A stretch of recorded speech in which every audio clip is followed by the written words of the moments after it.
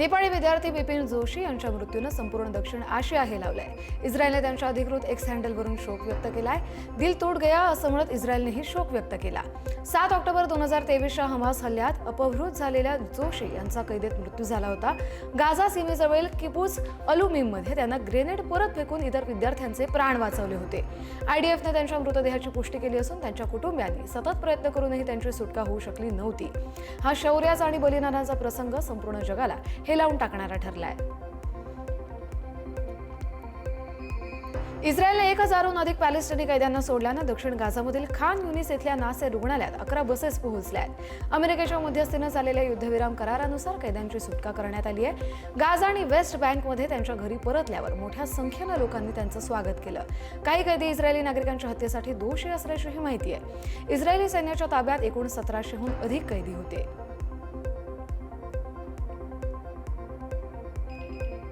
इजिप्तमध्ये गाझा युद्धबंदीबाबत आयोजित केलेल्या शांतता परिषदेत तुर्कीचे अध्यक्ष रेसेप तय्यिप एर्दोगान आणि इटलीच्या पंतप्रधान जॉर्जिया मेलोनी यांच्यातील संवाद सध्या सोशल मीडियावर खूप गाजतोय. तू खूप छान दिसतेस, पण तुला स्मोकिंग सोडायला लावावं लागेल असं एर्दोगान म्हणाले. यावेळी तिथे उपस्थित असलेले फ्रान्सचे राष्ट्राध्यक्ष मॅक्रॉन हसत ते अशक्य आहे असं म्हणाले. यावर मेलोनी यांनी देखील मिश्किल उत्तर दिलं. मात्र या विरोधी संवादानं जागतिक व्यासपीठावर मेलोनींच्या वैयक्तिक स्वातंत्र्यावर हस्तक्षेप झाल्याची चर्चा सुरू झाली आहे. अमेरिकेचे राष्ट्राध्यक्ष डोनाल्ड ट्रम्प यांनी तुर्कीचे राष्ट्राध्यक्ष एर्दोगान यांचं कौतुक केलंय. कठोर लोकांशी व्यवहार करण्याच्या आपल्या धोरणावर ट्रम्प यांनी भाष्य केलं. तुर्कीचे राष्ट्राध्यक्ष एर्दोगान हे एक कठोर व्यक्तिमत्व आहे. मी कठोर लोकांसोबत चांगलं वागतो, दुर्बळ किंवा साध्या लोकांसोबत नाही असं ट्रम्प म्हणाले. ट्रम्प यांच्या म्हणण्यानुसार त्यांची एर्दोगान यांच्याशी चांगली केमिस्ट्री जुळली आहे आणि ते त्यांच्याशी प्रभावीपणे संवाद साधू शकतात. यापूर्वी देखील ट्रम्प यांनी एर्दोगान यांच्या परराष्ट्र धोरणाबद्दल त्यांची प्रशंसा केली होती. चीन आणि अमेरिकेतील व्यापार युद्ध चांगलं चिघळलंय. चीनने रेअर अर्थ मिनरल्सची निर्यात थांबवली असून सोयाबीन खरेदी देखील बंद केली आहे आणि आता थेट लष्करी पातळीवर हालचाली सुरू केल्यात. चीनने 13 फायटर जेट आणि 6 नौदलाचे जहाज तैवानच्या हद्दीत पाठवलेत अशी माहिती तैवानच्या संरक्षण मंत्रालयानं दिली आहे. यातील 8 फायटर जेट्सनी तर तैवानच्या हवाई क्षेत्रात घुसखोरी केल्याचा दावा केलाय. या घडामोडींमुळे आशियाई खंडासह संपूर्ण जगाचं लक्ष आता तैवानकडे लागलंय.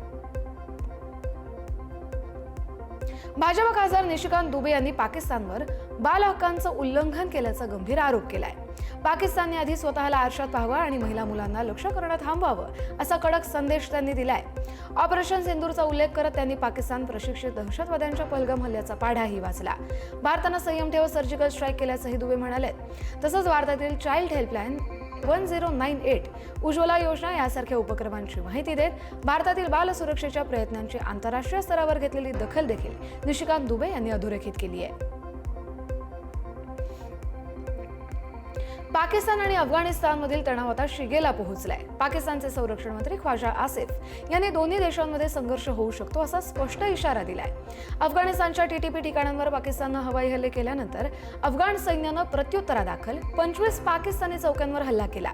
अफगाणिस्ताननं 58 पाकिस्तानी सैनिक ठार केल्याचा दावा केला असून पाकिस्तानने 200 तालिबानी सैनिक मारल्याचं सांगितलंय.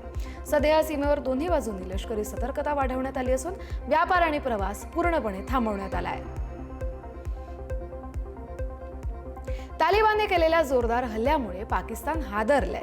अफगाण सीमेजवळ 58 पाकिस्तानी सैनिक ठार झाल्यानंतर लष्कर प्रमुख आसिम मुनीर यांनी रावळपिंडी GHQ मध्ये तातडीची बैठक बोलावली. गुप्तचर यंत्रणेचं अपयश आणि सीमावरील सुरक्षेतील त्रुटींवर मुनीर यांनी संताप व्यक्त केला. त्यांनी वरिष्ठ कमांडर्सना 7 दिवसात अहवाल सादर करण्याचे आदेशही दिलेत. तालिबाननं 7 सीमेवरून हल्ले चढवत पाकिस्तानला अडकवलं. त्यामुळे आपण आता किती काळ सॉफ्ट स्टेटमध्ये राहणार असा सवाल करत मुनीर यांनी कठोर कारवाईचा इशारा दिलाय. पाकिस्तान आता आंतरिक आणि बाह्य अशा दोन्ही युद्धस्थितीत असल्याचं त्यांनी स्पष्ट केलंय.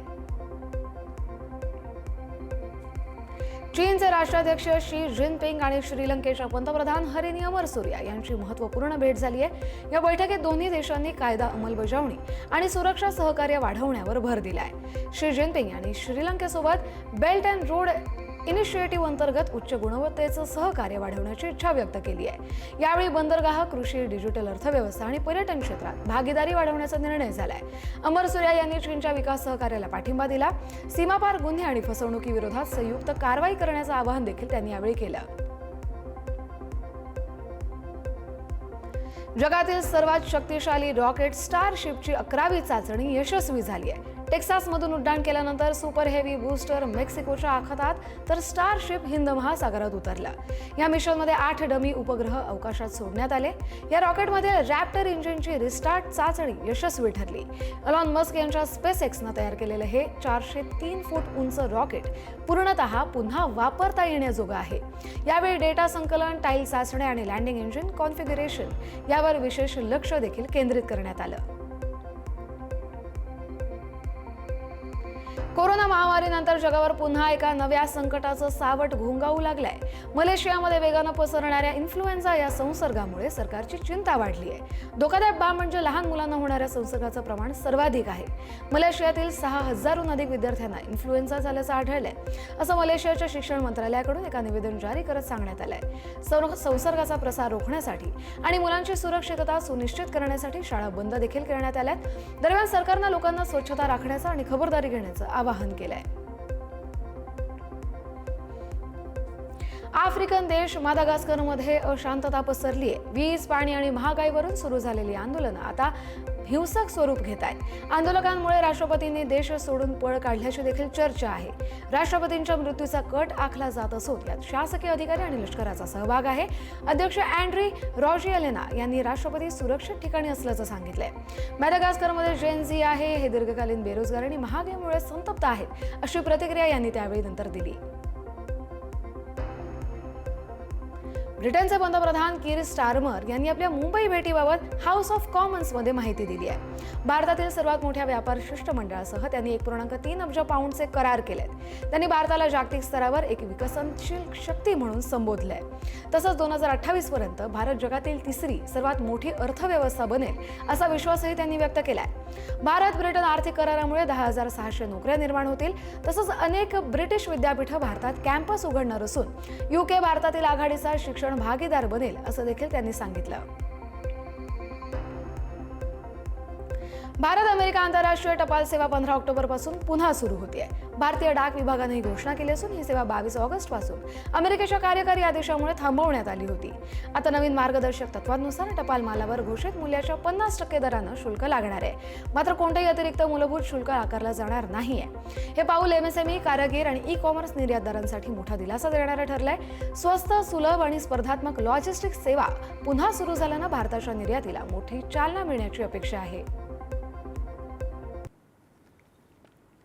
बिहार विधानसभा निवडणुकीसाठी भाजपने 71 उमेदवारांची पहिली यादी जाहीर केली आहे. उपमुख्यमंत्री सम्राट चौधरी तारापूरमधून तर विजय सिन्हा लखीसरायमधून निवडणूक लढवणार आहेत. माजी केंद्रीय मंत्री राम कृपाल यादव, सुनील कुमार पिंटू आणि मिथिलेश तिवारी यांनाही निवडणुकीसाठी तिकीट दिलं गेलंय.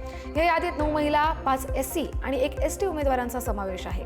भाजपनं जातीय संतुलन साधण्याचा प्रयत्न केल्याची शक्यता आहे. बिहार विधानसभा निवडणूक 6 आणि 11 नोव्हेंबर या 2 टप्प्यात पार पडणार असून 14 नोव्हेंबरला मतमोजणी पार पडणार आहे. मंगोलियाचे राष्ट्राध्यक्ष सुखउनखा सध्या भारताच्या दौऱ्यावर आहेत. राष्ट्रपती द्रौपदी मुर्मू यांच्या निमंत्रणानुसार 13 ते 16 ऑक्टोबरपर्यंत ते भारतात असतील. यावेळी उनखा यांनी आज राजघाटावर जाऊन महात्मा गांधींना श्रद्धांजली वाहिली आहे. या दौऱ्यात उनखा यांची मुर्मू आणि पंतप्रधान नरेंद्र मोदी यांच्यासोबत महत्त्वपूर्ण बैठकही पार पडली. भारत मंगोलिया संबंध बळकट करण्याच्या दृष्टिकोनातून ही भेट अत्यंत महत्त्वाची मानली जाते. दोन्ही देशांमध्ये सहकार्याचे नवे दुवे जोडले जाण्याची देखील शक्यता आहे. भारत आणि मंगोलियामधील राजनैतिक संबंधांना 70 वर्ष पूर्ण झाली आहेत आणि या ऐतिहासिक क्षणानिमित्त पंतप्रधान नरेंद्र मोदी आणि मंगोलियाचे राष्ट्राध्यक्ष सुखउनखा यांनी संयुक्तपणे विशेष टपाल तिकिटाचं प्रकाशन केलंय. या टपाल तिकिटावर भारताची रामलीला, नाट्यकला आणि मंगोलियाचं BLK लोकनृत्य दाखवण्यात आलंय. हे तिकीट दोन्ही देशांच्या सांस्कृतिक नात्याचं प्रतीक ठरलंय. 70 वर्षांच्या मैत्रीचा हा सांस्कृतिक गौरव साजरा करत दोन्ही देशांमध्ये संबंध अधिक दृढ आणि व्यापक होण्याची अपेक्षा व्यक्त करण्यात आली आहे. काँग्रेसचे नेते राहुल गांधी यांनी IPS अधिकारी पूरन कुमार यांच्या कुटुंबियांची भेट घेतली आहे. तब्बल तासभर कुटुंबाशी चर्चा करत त्यांनी सरकारवर ताशेरेही ओढले. दलितांवर होणारा हा अन्याय थांबला पाहिजे, या प्रकरणात दोषी अधिकाऱ्यांवर कारवाई झालीच पाहिजे असं म्हणत राहुल गांधी यांनी दोषींना अटक करण्याचीही मागणी केली आहे. पंतप्रधान नरेंद्र मोदी आणि मुख्यमंत्री यांनी यात लक्ष घालावं अशी देखील मागणी राहुल गांधी यांनी केली आहे. हा फक्त एका कुटुंबाचा विषय नसून देशातील सगळ्या दलित कुटुंबांच्या सन्मानाचा प्रश्न असल्याचंही राहुल गांधी यांनी नमूद केलं. हरियाणा पोलीस विभागातून आत्महत्येची आणखी एक धक्कादायक घटना समोर आली आहे. रोहतक इथल्या सायबर सेलमध्ये काम करणाऱ्या सहाय्यक पोलीस निरीक्षकानं स्वतःवर गोळी झाडून आत्महत्या केली आहे. पोलिसांना या घटनास्थळावरून 3 बारांची सुसाईड नोट आणि एक व्हिडिओही मेसेजही मिळाला आहे. या मृत ISIनं दिवंगत IPS अधिकारी पूरन कुमार यांच्यावर भ्रष्टाचार आणि जातीयवादाचे गंभीर आरोप केले. पोलिसांनी मिळालेले पुरावे फॉरेन्सिक तपासासाठी पाठवलेत. तसंच पोलिसांनी मृतदेह देखील पोस्टमॉर्टमसाठी रुग्णालयात पाठवलाय आणि पुढील तपास सुरू केलाय. कर्नाटकचे ग्रामविकास मंत्री प्रियांक खरगे आणि त्यांच्या कुटुंबाला सातत्यानं जीवे मारण्याची धमकी येत आहेत. खरगे यांनी 2 दिवसांपूर्वी RSSवर निर्बंध घालण्याची मागणी मुख्यमंत्री सिद्धरामय्या यांना पत्राद्वारे केली होती. त्यानंतर भाजपकडून त्यांच्यावर टीका सुरू झाली आणि धमकीचे कॉल सुरू झाले असा आरोप झालाय. मात्र मी विचलित होणार नाही अशी प्रतिक्रिया प्रियांक खरगे यांनी दिली आहे. RSS विरोधातील या वादातून कर्नाटकातील राजकीय तणाव वाढल्याचंही चित्र दिसतंय. पोलिसांनी देखील या प्रकरणाचा तपास सुरू केला आहे. तामिळनाडूमध्ये TAS-MSC घोटाळ्याच्या चौकशीत ईडीच्या छाप्यांवर सर्वोच्च न्यायालयानं प्रश्नचिन्ह उपस्थित केलंय. राज्य पोलिसांच्या अधिकारांमध्ये ईडीचा हस्तक्षेप का झाला अशी विचारणा मुख्य न्यायाधीश VR गवई यांच्या अध्यक्षतेखालील खंडपीठानं केली आहे. राज्य पोलीस या प्रकरणाची स्वतंत्र चौकशी करू शकतात का आणि ईडीची गरज आहे का अशीही विचारणा कोर्टानं केली. दरम्यान मार्चमध्ये 1000 कोटींच्या लाचखोरी, किमती वाढवणे आणि निविदा फेरफाराच्या आरोपात ईडीने TAS-MSC चेन्नई मुख्यालयावर छापा टाकला होता आणि काही गोष्टी जप्त केल्या होत्या. त्या सुनावणी दरम्यान कोर्टानं ही विशेष टिप्पणी केली. कर्नाटकचे मुख्यमंत्री सिद्धरामय्या आणि उपमुख्यमंत्री DK शिवकुमार यांच्या निवासस्थानी स्फोट घडवून देण्याची धमकी ईमेलद्वारे दिली गेली आहे. 11 ऑक्टोबरला तामिळनाडू DGPंना मिळालेल्या ईमेलमध्ये RDX आणि डिटोनेटर वापरून स्फोट घडवण्याची धमकी दिली गेली. अश्विन शेखर या नावाच्या ईमेल ID वरून मेल आला होता. धमकीनंतर पोलिसांनी नेत्यांच्या निवासस्थानी शोध मोहीम सुरू केली, मात्र कोणतेही स्फोटक सापडलं नाही. या प्रकरणी गुन्हा दाखल करण्यात आला असून ईमेल ID ट्रॅक करून आरोपींचा शोध सुरू आहे. सोनम वांगचुक यांच्या अटकेविरोधातील याचिकेवर सुनावणी गुरुवारपर्यंत तहकूब करण्यात आली आहे. पत्नी गीतांजली आंगमो यांनी दाखल केलेल्या याचिकेवरील सुनावणी तहकूब केली गेली आहे. याचिकेच्या माध्यमातून त्यांनी सोनम वांगचुक यांना राष्ट्रीय सुरक्षा कायदा अंतर्गत झालेल्या अटकेला आव्हान दिलंय. वांगचुक 19 दिवसांपासून जोधपूर कारागृहात कैदेत आहेत. स्वतंत्र राज्यासाठी आणि घटनात्मक संरक्षणासाठी झालेल्या आंदोलनाला हिंसक वळण लागलं. यावेळी झालेल्या आंदोलनात 4 जणांचा मृत्यू झाला होता. या हिंसाचाराच्या आरोपात वांगचुक यांना अटक करण्यात आली आहे. दोहाहून हाँगकाँगला जाणाऱ्या कतार एअरवेजच्या एका विमानाचं अहमदाबादच्या सरदार वल्लभभाई पटेल आंतरराष्ट्रीय विमानतळावर आपत्कालीन लँडिंग करण्यात आलंय. या विमानात मोठा तांत्रिक बिघाड झाल्यानं वैमानिकानं अहमदाबाद विमानतळावर लँडिंग केलं. या घटनेमुळे विमानतळावर मोठी खळबळही माजली. मात्र सुदैवानं विमानातील सगळे प्रवासी सुरक्षित असल्याची माहिती आहे. या संपूर्ण घटनेदरम्यान विमानतळाचं कामकाज सुरळीत सुरू होतं, तर इतर उड्डाणांवर कोणताही परिणाम झाला नाही अशी माहिती दिलेली आहे. उत्तर प्रदेशमधील प्रयागराजमध्ये माकडानं धुमाकूळ घातलाय. एक माकड झाडावरून 500 रुपयांच्या नोटा उधळत होतं. एका तरुणाने झाडाखाली त्याची बाईक पार्क केली. बाईकच्या ट्रंकमध्ये पैसे होते. माकडाने ते पाहिले आणि त्याने ट्रंक उघडले आणि पैशांची बॅग घेऊन तो झाडावर चढला. त्याला बॅग घेऊन पळून जाताना पाहून काही लोकांनी आरडाओरडाही केला. हा गोंधळ ऐकून माकड वर चढलं. त्याने बॅगमधून पैशांचं बंडल काढलं, रबर बँड तोडला आणि थेट पैसे खाली फेकले. काही वेळातच 500 रुपयांच्या नोटांचा पाऊस सुरू झाला. हे पाहून लोकांनी नोटा गोळा करण्यासाठी धावाधाव केली. राजस्थानमधील जैसलमेरमधील जैसलमेर जोधपूर महामार्गावर एका चालत्या AC स्लीपर बसला आग लागल्याची घटना घडली. आगीने लवकरच भीषण रूप धारण केलं. त्यामुळे लोकांनी बचावासाठी चालत्या बसमधून उड्या मारल्या. या अपघातात 3 मुलं आणि 4 महिलांसह 16 जण भाजले गेले असल्याची माहिती आहे. बहुतेक प्रवाशांचं शरीर 70% भाजलं गेलंय आणि अपघातात 10 ते 12 जणांचा जळून मृत्यू झाला असावा असं नगर परिषदेचे सहाय्यक अग्निशमन अधिकारी कृष्णपाल सिंग राठोड यांनी सांगितलंय. दरम्यान आगीचं कारण शॉर्ट सर्किट असल्याची प्राथमिक माहिती आहे. गुगलचे सीईओ सुंदर पिचाई यांनी पंतप्रधान नरेंद्र मोदी यांच्याशी चर्चा केल्याची माहिती आहे. त्यांच्या चर्चेदरम्यान पिचाई यांनी त्यांची कंपनी पुढील 5 वर्षात भारतात $15 अब्ज म्हणजेच 1.33 लाख कोटी रुपयांची गुंतवणूक करेल असं मोदींना त्यांनी सांगितलंय. पिचाई यांनी सोशल मीडिया प्लॅटफॉर्म एक्सवर एका पोस्टमध्ये ही माहिती शेअर केली आहे. आंध्र प्रदेशातील विशाखापट्टणम येथे गुगलच्या पहिल्या AI हबची योजना देखील सुंदर पिचाई यांनी एक्सवर शेअर केली आहे. राष्ट्रीय महामार्ग प्राधिकरण म्हणजेच NHAIनं एक विशेष स्वच्छता मोहीम सुरू केली आहे. या मोहिमेअंतर्गत महामार्ग वापरकर्त्यांना टोल प्लाझावरील अस्वच्छ शौचालयांची तक्रार करण्यासाठी प्रोत्साहित केलं जात आहे. जर तुम्ही अशा अस्वच्छ शौचालयाची तक्रार केली तर तुम्हाला बक्षीस म्हणून तुमच्या फास्टॅग खात्यात ₹1000 जमा केले जातील. ही योजना 31 ऑक्टोबर 2025 पर्यंत लागू करण्यात आली आहे. महामार्गावर स्वच्छता राखण्यासाठी आणि सुविधा सुधारण्यासाठी हा उपक्रम सुरू करण्यात आला आहे. प्रेमानंद महाराजांच्या तब्येतीविषयी महत्त्वाची माहिती समोर आली आहे. महाराजांच्या दोन्ही किडन्या खराब असल्यामुळे त्यांच्यावर सतत उपचार सुरू असतात. मात्र काही दिवसांपासून त्यांची तब्येत जास्त बिघडल्याची माहिती आहे. आरोग्याच्या कारणासह महाराजांनी भक्तांना भेटणं देखील कमी केलंय. शिवाय त्यांची दैनंदिन तीर्थयात्रा देखील अनिश्चित काळासाठी थांबवली गेली आहे. महाराजांना पॉलिसिस्टिक किडनी डिसीज नावाचा आजार झालाय. हा किडनीशी संबंधित सर्वात गंभीर आजारांपैकी एक आहे. 2006 मध्ये पहिल्यांदा या आजाराचं त्यांना निदान झालं होतं. त्यांना झालेला हा आजार अनुवांशिक आहे अशी माहिती डॉक्टरांनी दिली आहे.